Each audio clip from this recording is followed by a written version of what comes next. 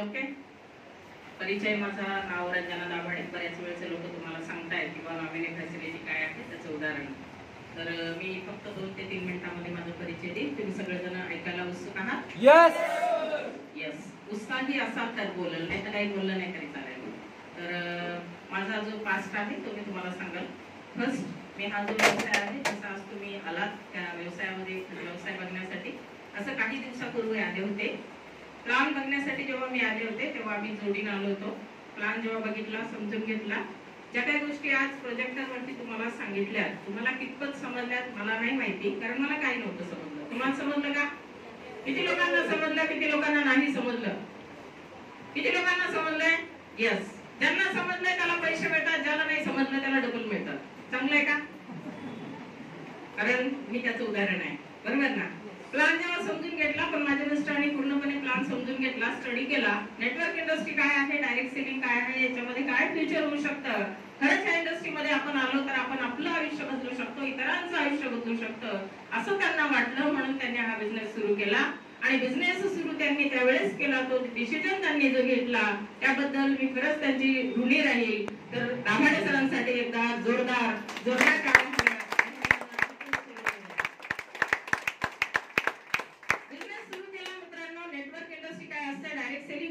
काहीच माहित नव्हतं. हा व्यवसाय आमच्या पूर्ण खानदानीमध्ये कोणी केलेला नाही. नेटवर्कर कोण असतो, त्यांनी पैसे कमवले असं कुठं मी बघितलं नव्हतं, समजून घेतलं नव्हतं. म्हणून हा व्यवसाय मला थोडा नवीन वाटत होता आणि ह्या व्यवसायाच्या प्रती मी पॉझिटिव्ह नव्हते. पण दाभाडे साहेब जे आहे त्यांचं शिक्षण भरपूर झालेलं होतं, त्यांना हा व्यवसाय करावासा वाटला आणि त्यांनी मला सांगितलं की हा व्यवसाय आपल्याला करायचा, ही शेवटची ट्रेन आहे. या ट्रेन मध्ये जर आपण आता बसलो ना तर उतरायचंच नाही डायमंड होईपर्यंत. म्हणून मी आज स्टेजवर उभी आहे.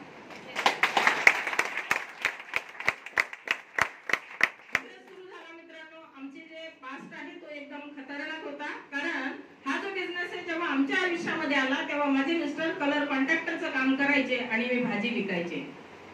भारी होता का प्रोफाईल? नाही.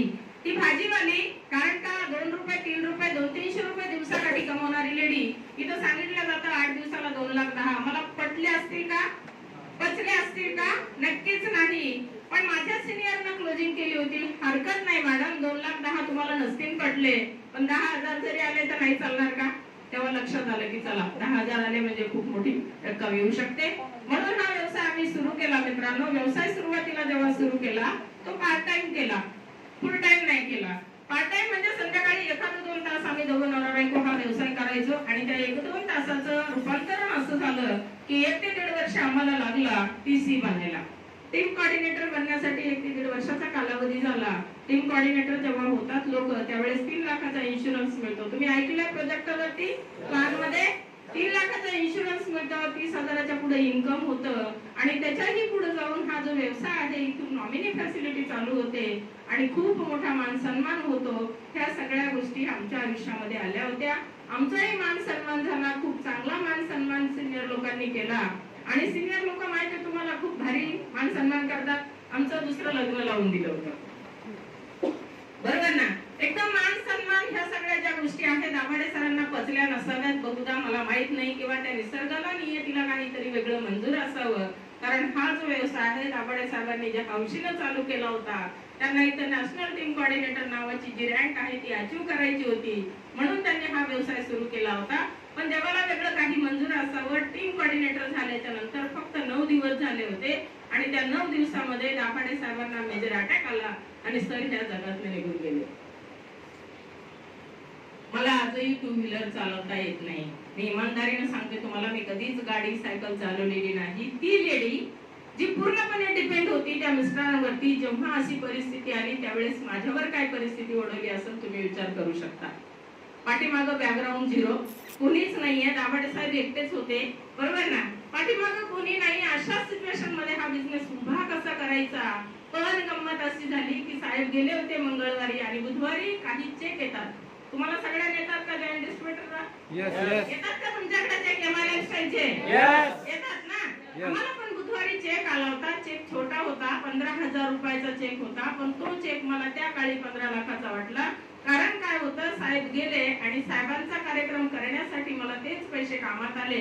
त्या दिवशी माझं अंतर्मन मला म्हटलं की जर का साहेब नसताना हा बिझनेस बिझनेस मध्ये जर तुला 15,000 रुपये येत असतील तर नक्कीच रंजना हा बिझनेस तू करायला पाहिजे, कारण तुझ्याही पाठीमागं फॅमिली आहे आणि म्हणून त्या दिवसापासून फुल टाइम नाही मित्रांनो, ओव्हर टाइम हा बिझनेस करते.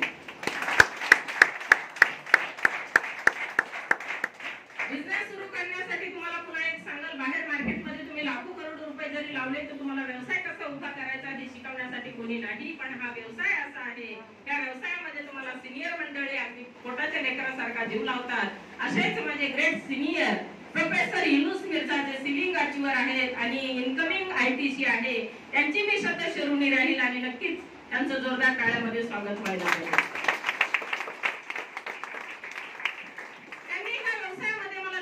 गोष्टी शिकवल्या म्हणून इथपर्यंत मी आज पोहोचू शकले. पुन्हा एक सांगाल, हा बिझनेस जेव्हा मी सुरू केला होता 200-300 रुपये कमवणारी लेडी आज महिन्याकाठी फार काही जास्त इन्कम नाही माझं, पण 1,00,000-1.25 लाख रुपये कमवते. तुम्हाला आवडेल का? हा व्यवसाय जेव्हा सुरू केला होता मित्रांनो, तेव्हा रिक्षाला यायलाही पैसे नसायचे, पायी फिरून एसटीने वगैरे मी हा बिझनेस केला. पण ह्या व्यवसायाची ताकद आहे. ह्या लॉकडाऊन मध्ये लोकांच्या नोकऱ्या गेल्या, लोकांचे दुकानं बंद झाले, लोकांना किराया द्यायला पैसे नव्हते, मोठे जे रँक म्हणजे मोठे नोकरीवाले लोक खाली आले. पण ह्या व्यवसायाची ताकद, हे MI लाईफस्टाईल बिझनेसची ताकद मित्रांनो, मी याच्यामध्ये कोरोनामध्ये अगदी लॉकडाऊन मध्ये 16.5 लाखाची किया सोनेट कार परचेस करू शकले. ती ह्या व्यवसायाची ताकद आहे.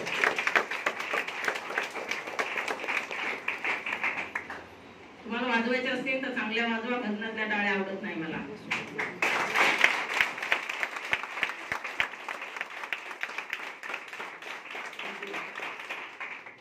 बिझनेसच्या बद्दल सांगायला जर गेलं तर हा व्यवसाय कोणासाठी गरजेचा आहे? ज्याच्या मुलीचं लग्न आहे, ज्या लोकांच्या डोक्यावरती कर्ज आहे, ज्यांना लोकांनी मार्केटमध्ये खूप सारं हिणवलंय, अशा लोकांसाठी हा बिझनेस आहे मित्रांनो. आणि या व्यवसायामध्ये तर करायचंय काय, तर नुसती खरेदी करायची, प्रोडक्ट वापरायचे, लोकांना सांगायचे. मला वाटतं लेडीज लोकांना फार वाईट जमतंय, नाही का? बरोबर ना? त्यातल्या त्यात हा जो व्यवसाय आहे ना, हा करण्यासाठी आपण लेडीज तर एकदम परफेक्ट आहोत, कारण आपल्याला ॲडव्हर्टाइज एक नंबर जमते, नाही का? त्याही पुढे जाऊन हा व्यवसाय जर करायचा असेल तर पाठीमागं सिनियर आहे, कंपनी एकदम बेस्ट आहे. फक्त ह्या बिझनेस मध्ये तुम्हाला काय करावं लागेल, तर तुम्हाला सातत्य ठेवावं लागेल. जर ह्या व्यवसायामध्ये तुम्ही सातत्य ठेवून जर हा बिझनेस केला तर येणाऱ्या 3 ते 4 वर्षामध्ये या हॉल मध्ये बसलेला प्रत्येक व्यक्ती हा त्याच्या गाडीने येऊ शकतो आणि 5.5 लाखापर्यंत जास्त इन्कम तो त्याचं करून घेऊ शकतो. एवढी ह्या व्यवसायाची ताकद आहे.